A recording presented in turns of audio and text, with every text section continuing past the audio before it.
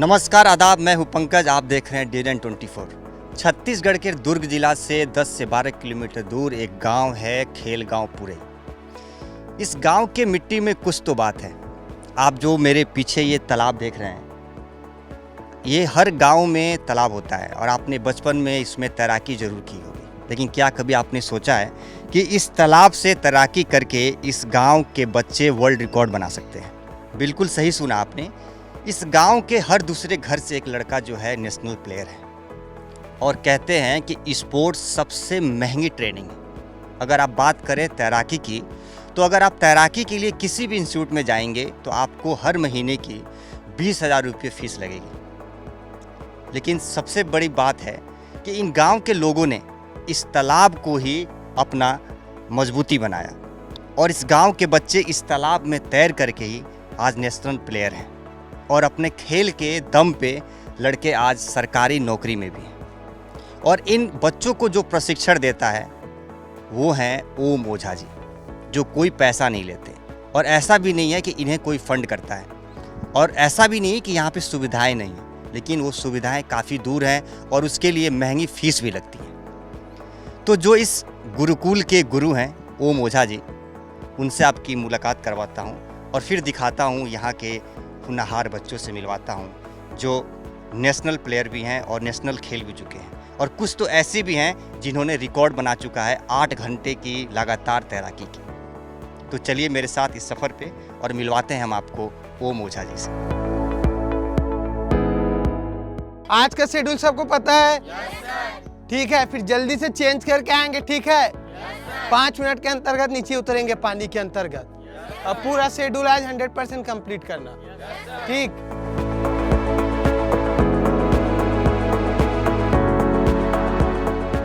अच्छा ओम ओझा जी, जैसा कि मैंने सुना कि इस गांव से हर दूसरे घर से लड़का एक नेशनल प्लेयर है और कुछ बच्चे वर्ल्ड रिकॉर्ड भी बना चुके हैं। तो क्या है कहानी इस गांव का? थोड़ा बताएं कि इतने कम सुविधाओं में भी आपने इन बच्चों को इस लेवल पे तैयार किया। बताना चाहूँगा सर कि हमने लगभग 2008 से हमने स्टार्ट किए हैं। विश्राम सावधान। पहले तो सिर्फ है क्या, चाचा मेरे चाचा और तैराकी करते थे और मैं भी क्या फुटबॉल खेलता था उस समय। तो उनका मैं देखता था कि कैप और गॉगल था, तो देखता था कि वो तैरने के लिए बाहर जाते हैं। अब मैं भी क्या खेल से जुड़ा हुआ था तो मैं उस चीज़ को देखता था, लेकिन मेरा इंटरेस्ट था स्विमिंग करूं, मैं भी क्या एक बड़ा प्लेयर बनूं। क्योंकि उस समय 2008 के समय देखे थे कि एक माइकल फेल्प्स अमेरिका का, जिन्होंने एक ही इवेंट में 8 गोल्ड मेडल जीत गए थे। तो हम लोग भी चाहते थे कि हम एक बड़ा करें, क्योंकि गांव में एक चीज़ देखा जाता है सर कि जो पढ़ाई जो है, स्कूल का जो पढ़ाई है वो कहीं ना कहीं 12वीं तक फ्री रहता है। उसके बाद जैसे आप देखा जाए तो कॉलेज जाने के बाद क्या महंगा हो जाते हैं, वहाँ क्या फ़ीस लगते हैं। तो मेरे मन में था ज़रूर कि कुछ तो चेंज करना है अपने से जो हो सके।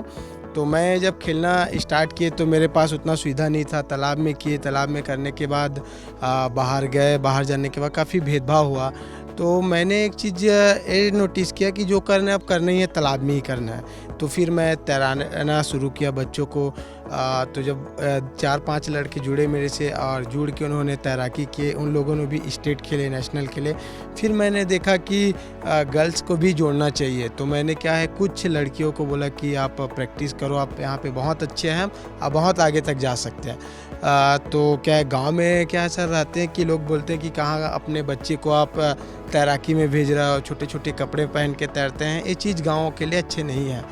तो मैंने फिर बोले कि अपनी छोटी बहन को मैं तैराना स्टार्ट किया, और तैराना स्टार्ट किए तो उन्होंने तैरे और स्टेट में, नेशनल में आगे जाके उन्होंने जब मेडल लिए तो उनको देख के काफ़ी सारी लड़कियां जो है वो मोटिवेट हुई।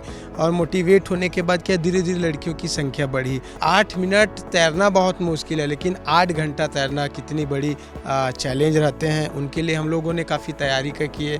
फिर उसके बाद धीरे धीरे जैसे मेरे साथ बच्चे जुड़े और सब में एक जुनून था कि कुछ करना है।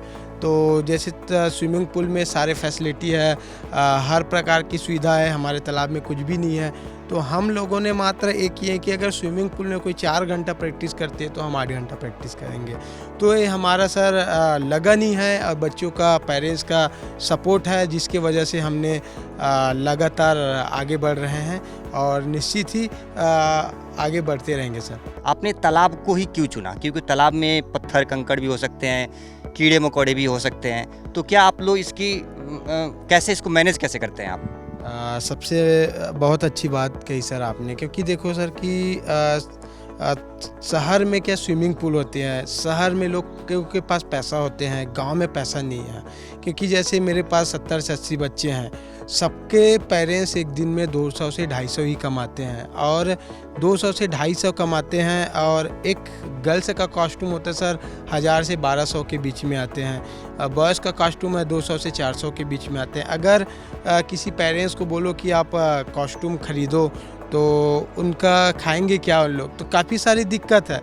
और साथ ही देखा जाए तो हमारे पास इस प्रकार की सुविधा नहीं है, और अगर हम कहें कि हमारे पास सुविधा रहेंगे तभी हम कुछ कर पाएंगे, ये सारी चीज़ अगर सोचें तो कुछ कर नहीं पाएंगे। लेकिन हमारा ये है सर कि जहाँ से जो परिस्थिति में हम कर रहे हैं वहीं से मेहनत करेंगे, और एक दिन ज़रूर ऐसा आएगा सर कि हम अगर अपने दम पे अगर हम ओलंपिक तक जाते हैं तो सारी चीज़ सरकार खुद ब खुद बनाएंगे सर। इस गांव के बच्चों ने ये कर दिखाया कि अगर कुछ करना है तो उसके लिए सुविधा जरूरी नहीं है।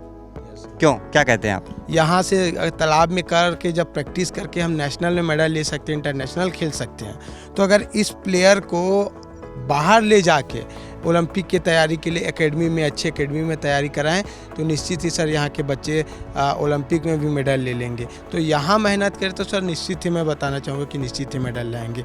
और नेशनल में जो बच्चे प्रैक्टिस करते हैं उनके पास तो हर प्रकार की सुविधा रहती है, उनके पास अच्छे कोच है, अच्छे डाइटिशियन है, अच्छी सुविधा है, फिर भी वो हमारे बच्चे से हार सकते हैं सर। तो इससे आप भी अंदाज़ा लगा सकते हैं कि हम कितने आगे जा सकते हैं। बहुत अच्छी बात है। अच्छा, एक चीज़ बताइए, जो आपने बोला कि इनका एक कॉस्ट्यूम इतना महंगा पड़ता है, तो इन्हें पैसों का फंड कैसे, पैसों का जुगाड़ कैसे होता है? आप बच्चों के लिए मतलब अच्छा न्यूट्रिशन मिले, इनको इन्हें कॉस्ट्यूम मिले तैराकी के लिए, तो ये सब की व्यवस्था कैसे करते हैं आप? यहाँ पे सर काफ़ी सारे लोग जैसे जुड़ते गए हम लोग के साथ, जैसे रिज़ल्ट आते गए तो कुछ समाज सेवी हैं, तो उनके पास जाके हम लोगों ने बोले कि सर एक आप छोटी सी आप सहयोग दे सकते हैं कि बच्चे आप अभी क्या बाहर जा रहे हैं खेलने के लिए, इनके पास कॉस्ट्यूम नहीं है, अगर आप कॉस्ट्यूम की व्यवस्था कर दें, टी शर्ट की व्यवस्था कर दें और डाइट के लिए चना और मूंग ही कर दें, तो इससे बच्चे काफ़ी फ़ायदा मिलेंगे सर। और हम लोगों ने सर ऐसे क्या रिक्वेस्ट पहले करते थे लोगों के पास जाके, अब लोग समझते हैं उस चीज़ को, तो जितने लोग हम लोग से जुड़े हुए हैं उन लोग ही पूछते हैं कि बेटा कुछ चीज़ की ज़रूरत है क्या, और कुछ चीज़ है कि ज़रूरत है तो करते हैं। तो अब बहुत से सारे बच्चे ऐसे हैं सर जिनको costume, cap, goggle, T shirt हो या डाइट के लिए चना और मूंग हो, या बच्चे जब बाहर जाते खेलने के लिए तो फंड नहीं हो पाते, तो सारे का क्या सर 500, 1000, 2000 ऐसे करके हम लोग चंदा करते हैं और लोग आसानी से हम लोग का सहयोग भी करते हैं। पिछले साल सर हाल ही में हुए वर्ल्ड रिकॉर्ड में चंद्रकला ओझा जो लगातार 8 घंटा तैर के वर्ल्ड रिकॉर्ड बनाए।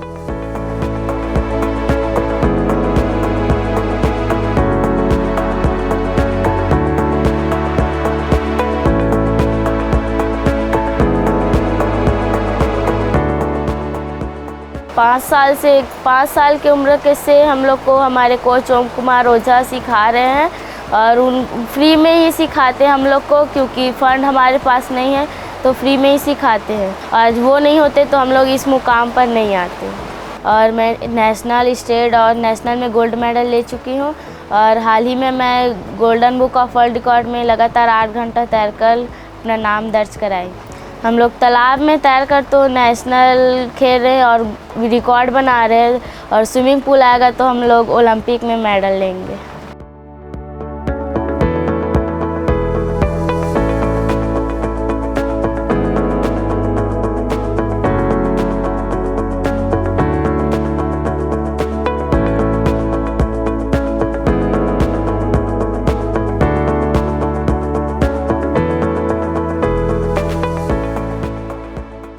हमारे माता पिता तो अभी खेती किसानी करते हैं, लेकिन स्विमिंग का वो इतना फंड नहीं कर पाते हैं क्योंकि हम लोग का ज़्यादा बजट नहीं है। तो हम लोग ना मम्मी पापा बोलते थे कि तुम्हारा खर्चा कैसे उठाएंगे, इतना पैसा लगता है उसमें। तो उन लोग कॉस्ट्यूम का तो जुगाड़ नहीं कर सकते, मतलब उतना फंड नहीं है। तो हम लोग चंदे से इकट्ठा करके ना हम लोग कॉस्ट्यूम खरीद कर प्रैक्टिस करते हैं।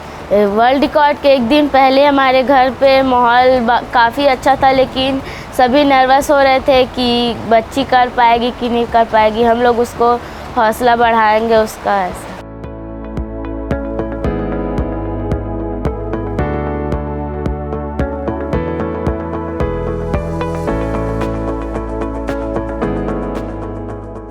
मैं पहले तो सोच रही थी कि मैं पहले नॉर्मल इंसान थी। पहले जब रिकॉर्ड बनाए ना उसके बाद ही मेरे को बहुत अच्छा महसूस हुआ कि हमारे गांव वाले भी मतलब बहुत अच्छा बोलने लगे। पहले बोलते थे कि लड़की कुछ नहीं कर पाएगी ऐसा। जब रिकॉर्ड बनाकर निकली ना तो सभी बोले कि ये लड़की ना हमारे गांव का नाम रोशन करेगी और हमारे पूरे डिस्ट्रिक्ट का नाम रोशन करेगी। मेरा नाम तनुश्री कोसरा है, मैं क्लास 5 में पढ़ती हूँ। मैं ना तैर कर ओलंपिक खेलना चाहती हूँ। जब यहाँ पे तैराकी करते थे मेरे को भी लगता था कि मैं भी करूँगा। फ्यूचर तो मैं पढ़ाई के साथ साथ इसको भी दोनों को कंबाइंड लेके चलना चाहती हूँ। मतलब जिस हिसाब से कर रहे हैं मेरे बच्चे, तो मेरे को लगता है कि इसमें इन लोग का फ्यूचर है।